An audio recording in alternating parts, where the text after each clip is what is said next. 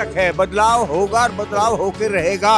बदलाव नहीं करेंगे तो फिर आगे पार्टी को हम कैसे देखेंगे? भाई बीजेपी हमारे लिए क्या कर रही है? वो चाहता था कि अन्ना इसी मंच पे मर जाए भूखा। सबसे बड़ा फेलियर यही है, शिक्षा के ऊपर चुनाव लड़ते हैं और शिक्षा के लिए पूरे क्षेत्र में एक भी नया स्कूल नहीं खोला है। काम काज करे, बढ़िया सरकार हुई है जी। जनता चाहती है इस बार बदलाव, और बदलाव होके रहेगा, हमें ऐसा महसूस हो रहा है। देश जगेगा, देश जगेगा, राष्ट्र जगेगा।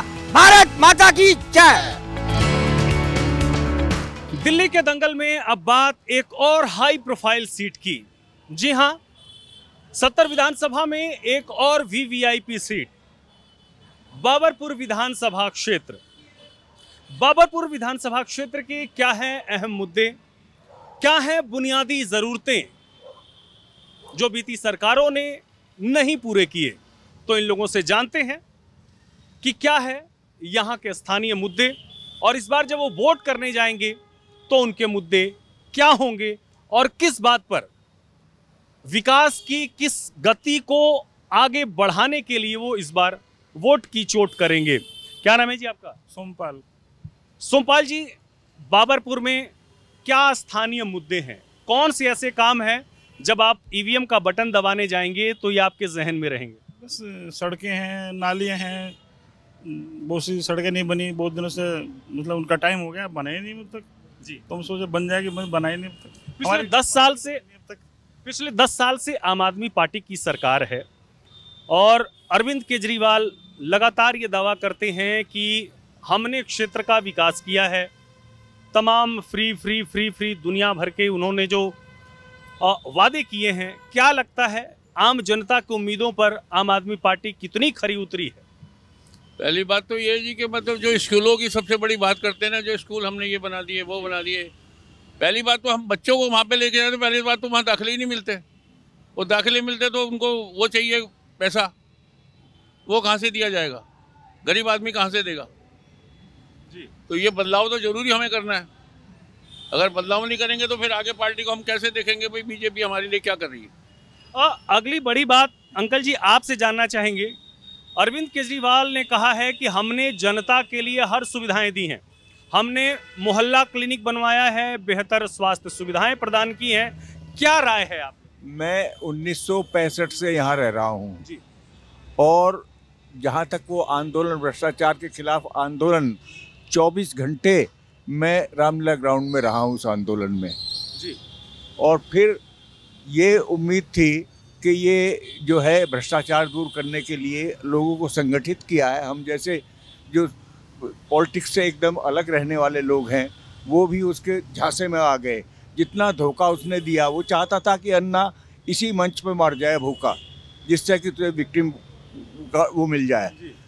लेकिन उस व्यक्ति ने जितना धोखा दिया है, ये जो गली चाणक्य मार्ग, छज्जूपुर में चाणक्य मार्ग है, उसके लिए जब वो 10 साल से नहीं, 15 साल से नहीं बना था, रोड नहीं बनी थी, उसको ठीक कराने के लिए कहा गया। तो उसके भाई साहब जो यहाँ वर्कर अपने आप को समझते हैं, लोगों से मिलते जुलते हैं, हमने उससे कहा भाई इस सड़क को बनवा दो। ये तो बीजेपी की सड़क है जी, ये तो बीजेपी की सड़क है, बीजेपी तो ये नहीं बन पाएगी अभी नहीं। बिल्कुल। एक बड़ा मुद्दा जो सड़क की बात कर रहे हैं अंकल जी, एक बड़ा मुद्दा ये है कि यहाँ से गोपाल राय पिछले 10 साल से विधायक हैं और प्रदेश सरकार में मंत्री भी हैं। उनका दावा है कि वो इस क्षेत्र में विकास के हर वो काम किए हैं जो यहाँ के जनता की जरूरत है। क्या कहना है? पूरी विधानसभा में अपना कबीर नगर एरिया जो 100 फुट रोड से मौजपुर लोनी रोड के बीच में, गोकलपुर के बीच में पड़ता है, पूरी विधानसभा की 35% आबादी यहाँ रहती है। वहाँ पे एक भी सीनियर सेकेंडरी स्कूल नहीं है। यहाँ के बच्चे या तो दूसरे क्षेत्र में पढ़ने के लिए जाते हैं, कहीं जाते हैं।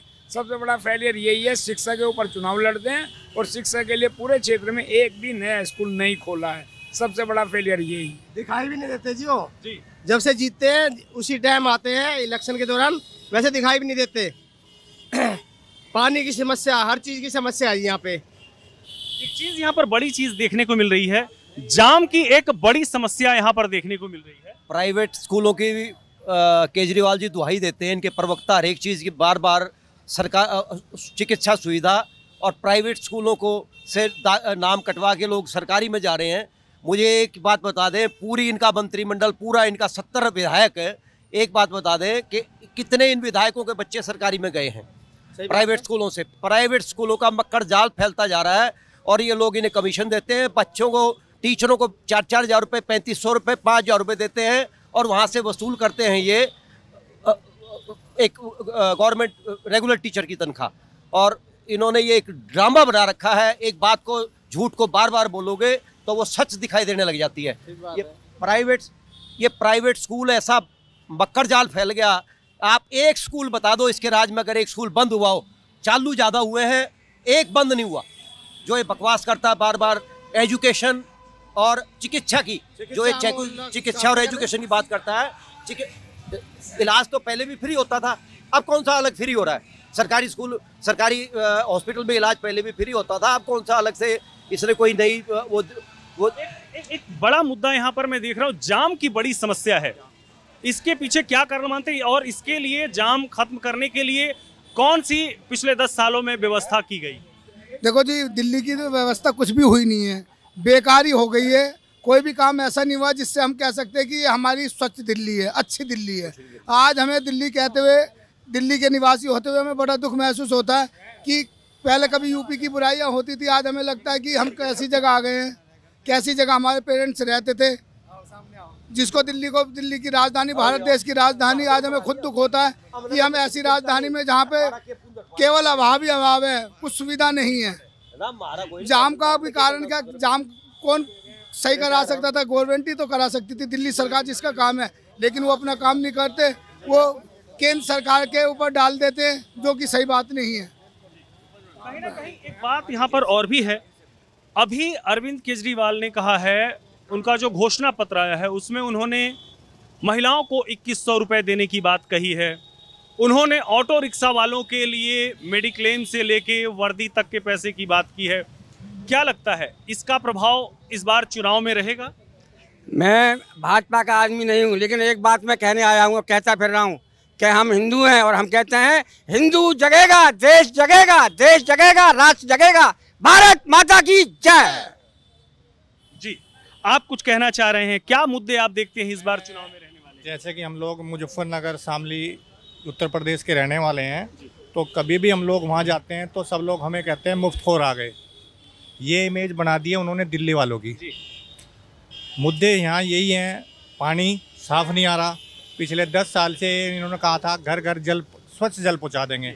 पूछ लीजिए किसी से भी, किसी के घर आता हो तो पानी के बिल, बिजली के बिल खूब बढ़े हुए आ रहे हैं। मुद्दे यही हैं, उनका कोई चीज़ ऐसी नहीं है। बाकी उन्होंने वायदे तो ढेर कर दिए इतने बड़े बड़े, लेकिन दे पाएंगे? पंजाब में दे पाए हैं क्या? तो हम लोग यही कहना चाहते हैं, जनता चाहती है इस बार बदलाव, और बदलाव होके रहेगा, हमें ऐसा महसूस हो रहा है। धन्यवाद। क्या मुद्दे हैं जी अंकल जी, क्या लगता है? साफ सफाई का, साफ सफाई का, साफ सफाई नहीं है हमारे यहाँ। हाँ, और ऐसे में आप लोगों ने इतनी सारी बातें बताई, आपको क्या लगता है कि इस बार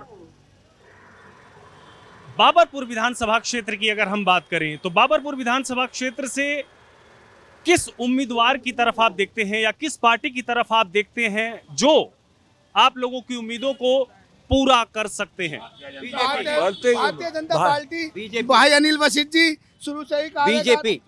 बदलाव बहुत जरूरी है इस बार। 10 साल से हम इतने दुखी हैं इस पार्टी से कि किसी पार्टी से। जब इलेक्शन आते हैं जब तो ये अपना व्यवहार दिखाते हैं, उसके बाद 10 साल तक हमें आज तक कभी शक्ल नहीं देखी गोपाल राय की। ठीक है, जो भी काम होता है हम जाते हैं इनके ऑफिस पे, हमें कभी ऑफिस में मिलते नहीं, कभी नहीं मिलते ये ऑफिस पे। वैसे गली में इलेक्शन के टाइम घूम रहे नैनों में, वैसे बड़ी गाड़ियों में घूमते हैं। जब भी इनका संपर्क किया जाता है कभी नहीं मिले हमें। बदलाव आवश्यक है, बदलाव होगा और बदलाव होकर रहेगा। दिल्ली में भाजपा की सरकार आएगी और 8 तारीख को इनके सबके कान पकड़ के बाहर निकाले जाएंगे। एक बड़ा मुद्दा यहाँ पर यह भी है, गोपाल राय कहते हैं पूर्वांचल का मुद्दा, पूर्वांचल का वोट, पूर्वांचली यहाँ पे रहते हैं और सम्मानजनक जीवन अपने तरीके से, अपने पुरुषार्थ और परिश्रम से जीते हैं। कहा जा रहा है कि पूर्वांचली वोटों की वजह से गोपाल राय यहाँ से हर बार विजयी होते हैं। तो पूर्वांचली वोटों का कितना बड़ा मुद्दा मानते हैं अंकल जी आप? ऐसा पूर्वांचल के जितने ज़्यादातर लोग हैं यहाँ पर सब आरएसएस में काम करते हैं, भाजपा में नहीं करते। और आरएसएस का काम खुद ही नहीं देता, दूसरों को दिलवाता है। और यहाँ से हमेशा वोट मिले, कभी मिलेंगे, अब मिलेंगे, आप जीतेंगे।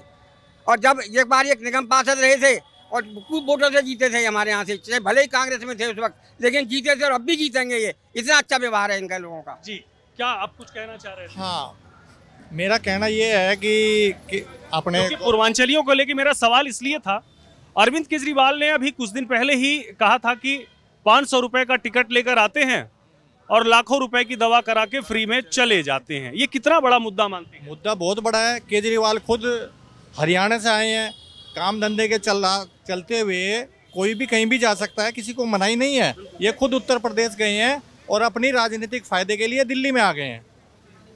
अपने आप को तो नहीं कहते कभी ये।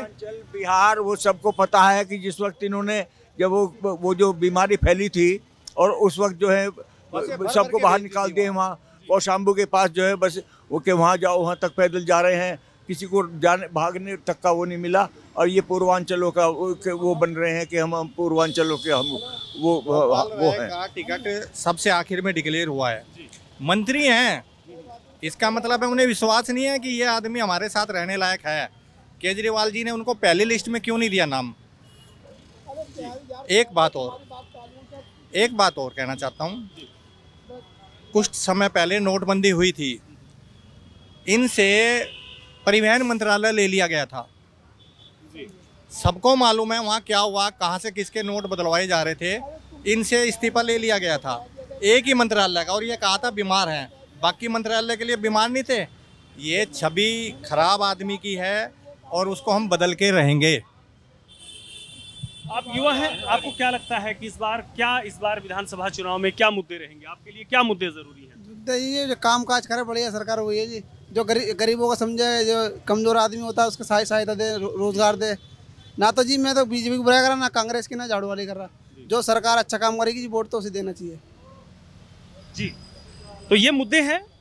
आपने इन लोगों से जाना कि क्या इस बार जो बाबरपुर विधानसभा क्षेत्र की जनता है वो किस मुद्दे पर वोट देगी, वोट की चोट करेगी। तो कहीं ना कहीं मैं तस्वीरों में आपको दिखाना चाहूँगा, अभी हम जिस क्षेत्र में हैं, आपको दूर दूर तक जहाँ हम उसको लाएंगे, जो राम को लाए हैं उनको लाएंगे। देखिए ये भी एक मुद्दा है। तो कहीं ना कहीं बहुत सारे मुद्दे, समीकरण रचे और गढ़े जाते हैं चुनाव में। और इस बार बाबरपुर विधानसभा क्षेत्र की जनता जो आपके सामने चाहती है कि इस बार यहां से बदलाव हो, लेकिन अंततः क्या होगा 5 तारीख को ईवीएम पर किस पार्टी का बटन दबेगा, ये तो अब 8 तारीख को ही पता चल पाएगा। अगली बार हम किसी और विधानसभा क्षेत्र से आपको बताएंगे कि वहां के स्थानीय समीकरण क्या हैं, वहां के मुद्दे क्या हैं और जनता के मन में क्या है। सीलमपुर के एरिया में हम हैं, विधानसभा क्षेत्र में, और कुछ लोग ऐसे ही दुकान पर बैठे हुए मिल गए। इनसे चर्चा करते हैं कि दिल्ली का मिजाज इस बार विधानसभा चुनाव में क्या कहता है, यहाँ की जनता क्या सोचती है। पिछले 10 साल अरविंद केजरीवाल की सरकार रही, उससे पहले कांग्रेस की सरकार रही, 15 साल शीला दीक्षित मुख्यमंत्री रही, लेकिन इस बार का माहौल क्या है? क्या नाम है भाई साहब आपका? राजेश गुलाटी। राजेश जी, 10 सालों से आपने अरविंद केजरीवाल को देखा, 15 साल इससे पहले शीला दीक्षित जी को देखा आप। क्या लगता है कि इस बार जनता जब वोट देने जाएगी तो उसके जहन में कौन से ऐसे सवाल रहेंगे जो उसके लिए सबसे ज़रूरी होंगे? देखो, आपने मेरे से क्वेश्चन किया है, क्या लगता है अगर यही क्वेश्चन सिर्फ केजरीवाल जी से पूछा जाए कि पहले की दिल्ली अच्छी थी शीला वाली या आपकी, तो शायद वो इलेक्शन में नहीं खड़े होंगे, जो मैं मानता हूँ। मानते हो नहीं? अगर आज हम संदीप दीक्षित जी बोला उन्होंने कि मेरी मदर को, इन्हें उल्टा सीधा बोला, बहुत गंदे वर्ड यूज़ किए जो नहीं करने चाहिए एक सिंसियर आदमी को। आज हम भी मानते हैं कि ये उस टाइम हमें अच्छा लगता था, शीला दीक्षित घर में 14 एसी हैं। अब हमें समझ आता है कि देखो कितना झूठ से कुछ भी आप पुलिंदा बना सकते हो, आप किसी को भी कुछ भी कह सकते हो।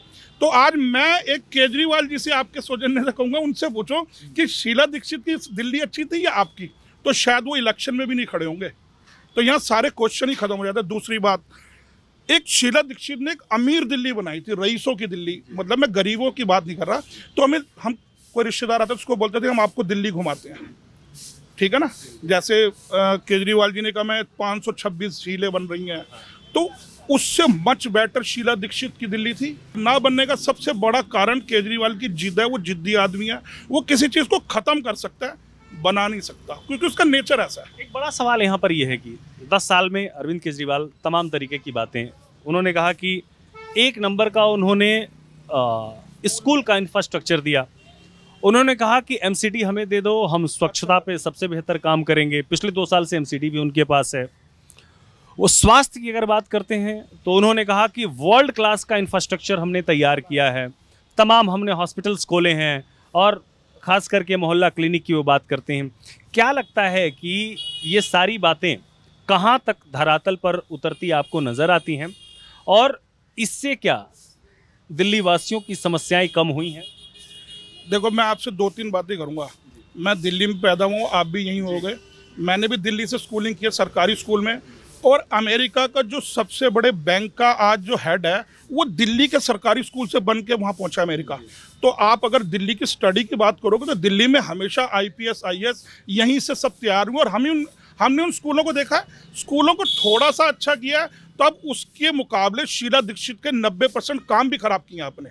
तो अब एक 5-10% की स्कूलों की शोर मचा के या डिस्प्रिन बेच के आपने जगह जगह मोहल्ला क्लिनिक, ये तो आपका एक पोस्टर है, उसके अंदर मिल क्या रहा, डिस्प्रिन, सिर दर्द की गोली। आप समझो ना, आप किसी भी झूठ को, मैं यहाँ पे एक बहुत बड़ा बोर्ड बना दूं अपने लिए और उसके अंदर कुछ ना हो, खोखला, तो ये खोखलेपन की बातें हैं। बार बार 4 चीज़ों को पिछले 2 महीने से ये रोए जा रहे हैं, मोहल्ला क्लिनिक। अरे भाई, दिल्ली में क्या इतने भूखमंगर नंगे बात, वही एक ऐसा लगता है कि हमें शर्मिंदगी होती है दिल्ली में कि सिर्फ मोहल्ला क्लिनिक। एक तो वर्ड बड़ा बुरा लगता है, मोहल्ला क्लिनिक, मोहल्ला। अरे भाई, यहाँ लोग 100-200 रुपये में अच्छे डॉक्टर से इलाज मिल जाता है। आप क्या दिखाना चाहते हो यार? एक डिस्प्रिन और उसमें दवाइयाँ दे के क्या दे रहे हो उसके अंदर? और अगर आप दे भी रहे हो तो आप 10 साल में कुछ तो दोगे यार। आपने जो दिया है वो ऊंट के मुंह में जीरे के बराबर है। और आप बात करते थे शीला दीक्षित की, है ना। हमें चाहिए खुराना जैसा नेता जिसने दिल्ली की शुरुआत की, मदन लाल खुराना, शीला दीक्षित। अब आप तीसरे नंबर पे आ जाओ, केजरीवाल। ये कहता है मैं नहीं तो कौन, क्वेश्चन आंसर। तो आप यार कहीं बनते ही नहीं मुकाबले में। आप, मैं अपनी मानता हूँ, अगर मेरे को सुने तो उनको अपनी CM पद छोड़ के बिल्कुल रिजाइन देकर साइड होना चाहिए। कि ये सिर्फ धरना करना चाहिए इनको, धरने वाली पार्टी थी और इनको वही अच्छा था। उस धरने से ये लोगों को घेर भी सकते थे, नेताओं को उनको बदल सकते थे। इनको बदलना चाहिए था, ना कि खुद आना चाहिए था। अन्ना ने इनको कहा था कि आप मत आओ, आप इनको सुधारो। तो मेरा ये मानना आज भी कि केजरीवाल जस्ट लाइक एक धरना प्रदर्शन के लिए अच्छा है। किसी चीज़, देखो, हर, समझो आप पत्रकार अच्छे हो, मैं बिजनेसमैन अच्छा हूँ, वो नेता अच्छा नहीं है। आदमी अच्छा हो सकता है, उसकी सोच अच्छी हो सकती है, इंसान जो एज ए CM वो फेल है। इस बार क्या लगता है, जिस प्रकार से सभी पार्टियां, बीजेपी, कांग्रेस, आम आदमी पार्टी चुनावी मैदान में उतरी हुई हैं, इस बार क्या लगता है, आप लड़ाई पूरी दिल्ली का ओवरऑल क्या देखते हैं? ओवरऑल मैं तो ये जानता हूँ, जमुना पार में 6 सीटें पहले भी बीजेपी भी थी, वो 6 तो मेरे ख्याल आएंगी, क्योंकि अभी कुछ एक सीटें जो परफेक्ट कैंडिडेट हैं, जो कि वो अपनी आम आदमी पार्टी के वजह से नहीं जीतेंगे, वो अपनी छवि से जीतेंगे, जिसमें कि एक हमारी जाफराबाद के चौधरी मसीन साहब के बेटे हैं, वो शायद जीतेंगे, और 1-2 सीटें हैं। बाकी मैं नहीं समझता कि इतना कोई दमदार बीजेपी की यहाँ पे है। ओवरऑल पहले 2 बार क्लियर लगता था कि केजरीवाल आएगा। मैंने भी केजरीवाल को वोट दिया है। 100% लगता था कि भाई इसको कोई हरा ही नहीं सकता, ये वो पहलवान है कि ये हारेगा नहीं। लेकिन अब सबके मन में दुविधा है, तो उससे आइडिया लग जाता कौन आएगा फिर। तो कहीं ना कहीं एक बड़ा मुद्दा तो ये जरूर रहेगा। हमारे साथ कुछ और भी लोग आ गए हैं, आइए बैठिए, बताइए क्या लग रहा है दिल्ली में इस बार क्या मुद्दे रहेंगे? भाई साहब, वक्त बताएगा क्या। वैसे फिर भी तो ये वक्त कब मुड़ जाए क्या हुआ। वैसे उम्मीद तो केजरीवाल की ज़्यादा सुन रहे हैं साहब, बाकी टक्कर बीजेपी की और केजरीवाल की, और इतना किसी का नहीं है। अच्छा, इस बार जो आप टक्कर बता रहे हैं, इससे पहले पिछले 2 विधानसभा चुनाव में लगता था टक्कर है, या लगता था कि नहीं? पिछले चुनाव में नहीं लगता था, पिछले में तो साफ निकल गई इनकी। अभी तो देखो क्या होता है। टक्कर है बीजेपी की और आम पार्टी की, सिर्फ और तीसरा कोई नहीं आ रहा। अच्छा, हाँ, आपको टक्कर लग रही है? लग रही है। तो कहीं ना कहीं मैं आपसे बताना चाहूँगा कि ये आम लोगों की राय है एक आम जनता की जो रोजमर्रा के अपने कामों में उलझे हुए हैं, ये उनकी राय है। उनका कहना है कि जैसा पिछली 2 बार यानी कि 2015 और 2020 की बात करें तो इस बार कहीं ना कहीं अरविंद केजरीवाल के लिए डगर काफी कठिन नजर आ रही है दिल्ली की। देखना बड़ा दिलचस्प होगा कि कौन जीतता है और कौन हारता है। दिल्ली का भाग्य विधाता अगले 5 साल के लिए कौन होता है। फिलहाल सीलमपुर विधानसभा क्षेत्र से मेरे साथ इतना ही। अगली बार आपको किसी और विधानसभा क्षेत्र से रूबरू करवाएंगे और जानेंगे वहां का क्या है हाल और किसके दावों और वादों में कितना है दम और जनता किसके वादों पर करती है भरोसा। कैमरामैन राम त्रिपाठी के साथ मैं संदीप कुमार मिश्र, सीलमपुर, सूर्या समाचार।